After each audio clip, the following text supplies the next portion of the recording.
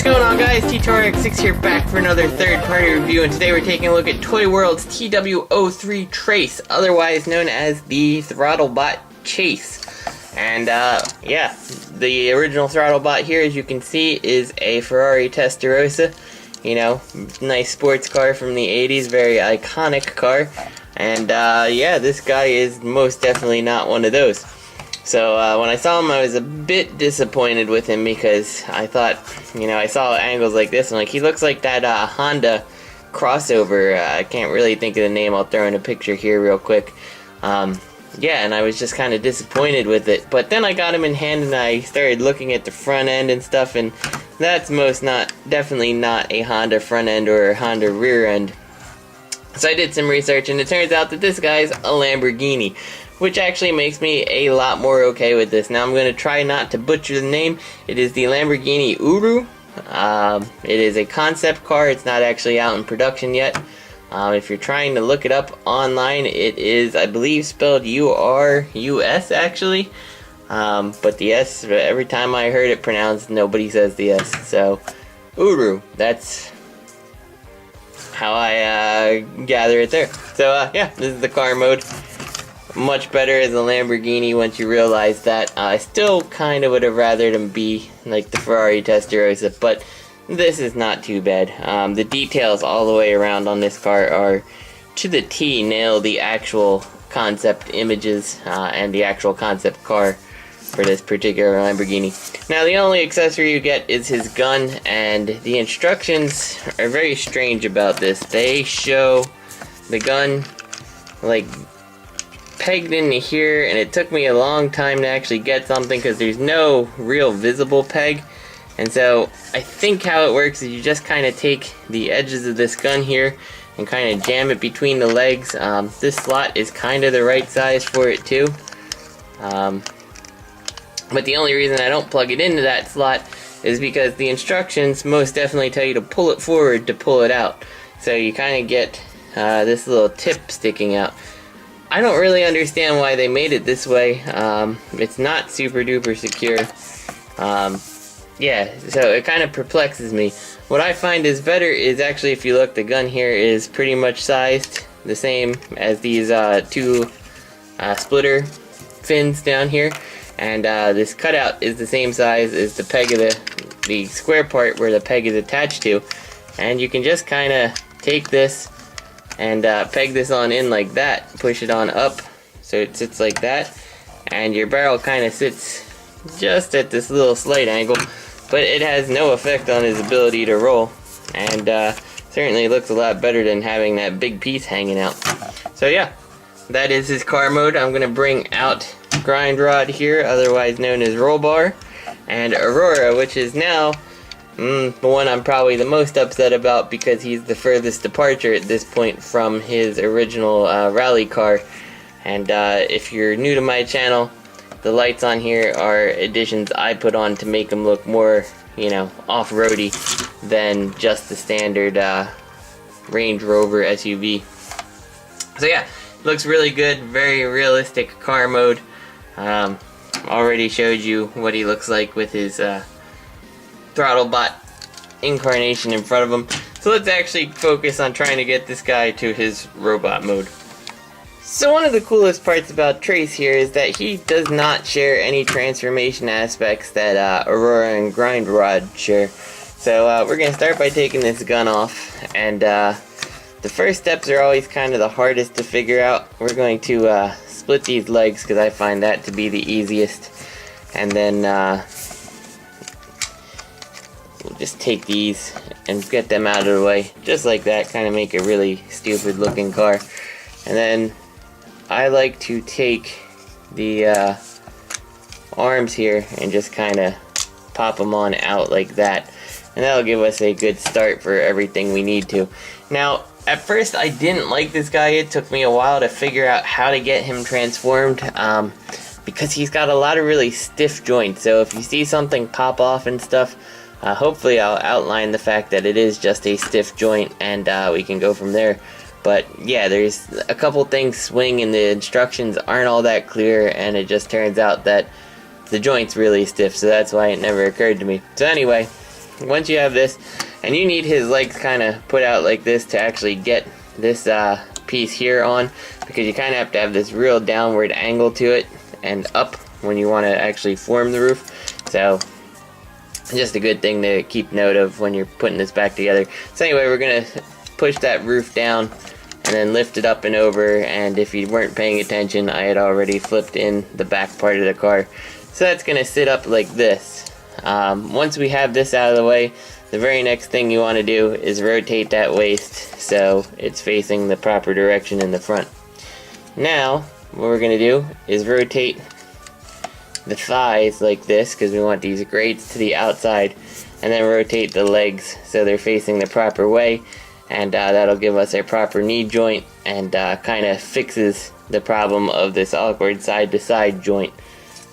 If you're not careful with it, I guess, or missed that step, which I did the first time I transformed this guy. I'm like, man, this guy's got some weird posability, and yeah, missed the step.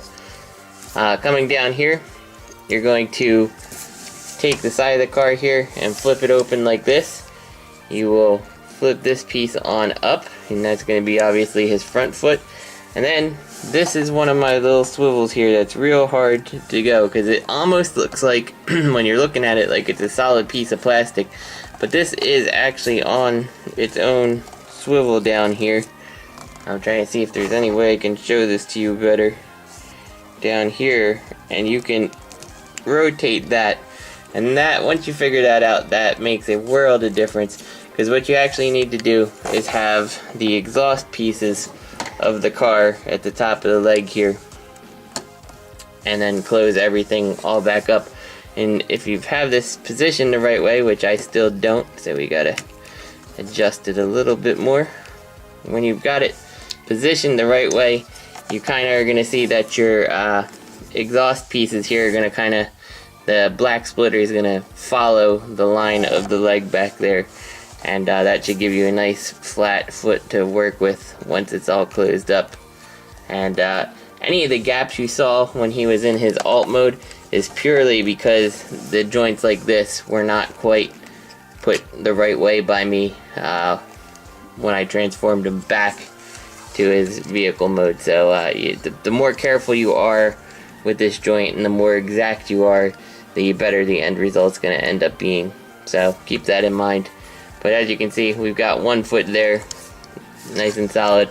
Let's do it to the other side. Flip this, flip it open, take this piece and rotate it all the way back, and then just get it all to close back up properly here.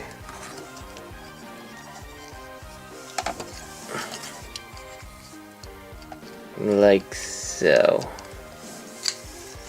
And there we should have two solid feet.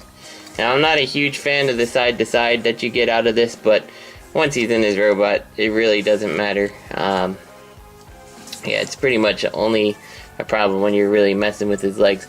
So anyway, we're gonna come up here and flip out these two headlight pieces of the SUV here, like so, and just kind of swing them on down kind of to here for now.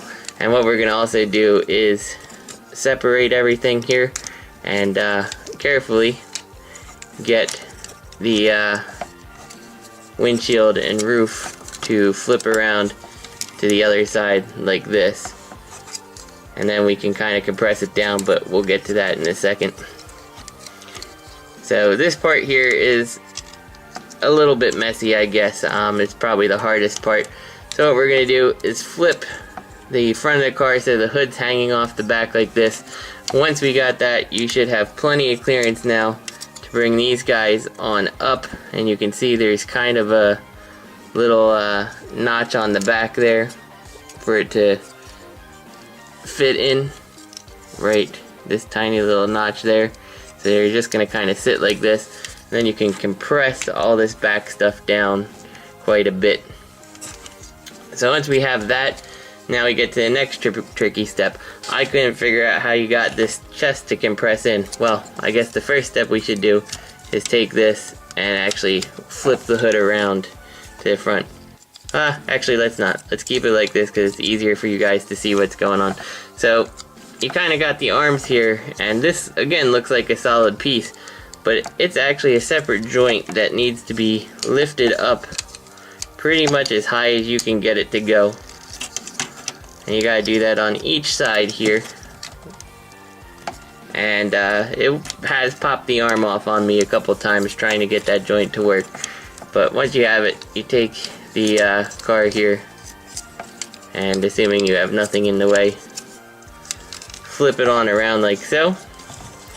Disconnect the front of the ground effects here, and rotate the front grille of the SUV on in, and you can kind of leave these like this. So with your arms completely out of the way, you should be able to get them at the top like that. You can now take this whole assembly and slide it on back, and because of the grill and stuff, you can see it fits right in that slot there. And all you have to do here is make sure that your arms, again, just make sure you've got these up as high as you can go on his shoulders here. And then you're just going to take these pieces that were the front ground effects, kind of tuck them up, and you can see there's a little slot there on the side that you're going to tab them on into to keep them secure. So bring them up, tab them in, and then you can just fold your arms down over those side pieces, and that's pretty nice. Let me make sure my back section didn't uncompress there. Now we're going to come to the fists. Very simple. Just take this and just extend it out on both sides.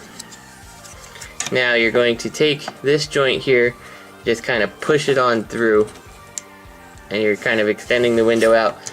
We can take the fist out, and I'm going to do this on each side here just to show you.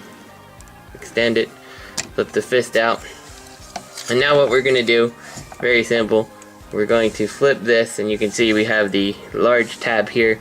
Flip it down until it has a little swivel on that joint too, and you're just going to kind of fit it right into that channel right there, and that's the right position that you want the arms to look like, something like that.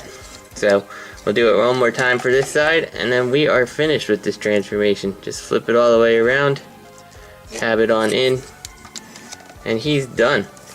And yeah, if I don't say so myself, he is a pretty awesome looking robot. So taking a quick look at his face here, you can see he's got some pretty brilliant light piping. All these guys have really nice light piping. I just love the effect of their particular light piping. The head does feel a touch small on this guy, considering how broad his shoulders are, but it's not that bad. I do find myself liking it quite a bit. His gun here, he, unlike the other two, doesn't have the open hand. They're both closed fists, so you can put them in either. I have found that this fist, you can actually kind of see a little bit of stress marking on there. This gun fits really tightly into that fist. The tiny little stress mark really doesn't bother me though, so I'm gonna just keep putting it in there, I guess. And yeah, let's get a 360 view of him here all the way around. I like this guy, I think, better than the other two because of how good the robot mode looks. You don't see any weird gaps, and I'll bring out Aurora and Grind Rod in a second to show you that. But yeah, he looks really good. He is very posable. I mean, you got the ball joints at the end, but then you also have this other like collarbone type joint. You got the swivel at the bicep, the pivot here, no other articulation after you hit the elbow, but not bad. You do have some, well, because of the way this sits in there, your waist articulation is actually just below, like, I guess the belt line you would call it. You've got a universal style joint here. Only thing that hinders you is a bit of the kibble on the back, but you know, nice in and out, nice knee rotation, and because that joint, I guess if you wanted him to have a broken leg, you can do that too. And really nice ankle tilts on this guy. Just the way they made the the foot assembly on here really gives him some, I mean, I'm not a person who's good at posing, but this thing has given him some really solid posing options if you are someone who enjoys putting your robots into a real cool pose on the shelf. So let's bring out Aurora and Grind Rod here for a comparison, and then we can call this one a review, I suppose. So here's Aurora, and as you can see, this is kind of what I'm talking about. You got all this like hollow gap stuff here that for the most part is hidden by his arm, but this is a lot more aesthetically pleasing of a bot, if you ask me. It feels like things were more appropriately distributed. He is surprisingly tall compared to Aurora and Grind Rod. He is at this point the tallest, which is kind of funny because he would be one of the smaller cars from their actual G1 interpretation. But yeah, they still look really good all together, and I can't wait to get the others. I don't know if you guys have been paying attention, but today, as of this recording, they released images of TW-T03, I believe, and that was Bumblebee. I don't know if that's going to be the same mold they use for the gold bug or not, but that's out there. I'm not super excited about it, only because there's a Masterpiece B coming. And here's our G1 Chase. And I guess the only thing is the head on Chase here doesn't quite look like the head on Trace, but you know what? It's good enough for me. We got no faceplate, no gold paint, but yeah, I still think that they did a really nice job with Trace. I think he's a nice looking bot. So this is T2RX6. I hope you guys enjoyed the review, and I'll see you next time.